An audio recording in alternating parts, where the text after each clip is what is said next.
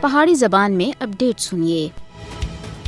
مقبوضہ جموں کشمیر لگاتار بھارت فوجی معاشرے دے وچ ہے اور کشمیری ہر دیہڑے دی بنیاد دے تے بھارتی دہشت گردی دا نشانہ بن رہے ہیں۔ مودی دی حکومت سن مقبوضہ علاقے کو ریاستی سرپرستی وچ دہشت گردی دی تجربہ گاہ بنا کے دا ہے۔ خاص طور دے تے 5 اگست 2019 تھے جموں کشمیر دی خصوصی حیثیت کی منظوری دے بعد تے مودی حکومت سن اپنی ریاست دہشت گردی کو بہت زیادہ بڑھا کے دا ہے۔ مقبوضہ جموں کشمیر وچ گزرے 35 سالاں وچ بھارتی فوجیاں دے ہاتھوں 96,000 تے زیادہ کشمیری شہید کیتے جا چکے ہیں۔ بھارت دی ریاستی دہشت گردی دے نتیجے وچ مقبوضہ جموں کشمیر بڑی تعداد وچ لوکاں دا قتل عام جاری ہے۔ بھارتی ہردرمی اور جہالت دی وجہ تے کشمیر پچھلے 78 سالاں دے خون دے وچ نوالیا جا رہا ہے۔ بھارت دی ہردرمی تنازع کشمیر دے حل دی راہ دے وچ سب دی بڑی رکاوٹ ہے۔ بھارت تے سخت اور غیر حقیقت پسندانہ انداز سن کشمیر کو ایٹمی فلش پوائنٹ بنا کے دا ہے۔ مقبوضہ جموں کشمیر ایک ظالمانہ قبضے دی بہت بڑی مثال ہے جدھر کئی سالاں تے بین الاقوامی قوانین دی مٹی پلیت کی جا رہی ہے۔ مودی حکومت کشمیریوں کو انہاں دے عالمی طور دے تے تسلیم کیتے ہوئے حق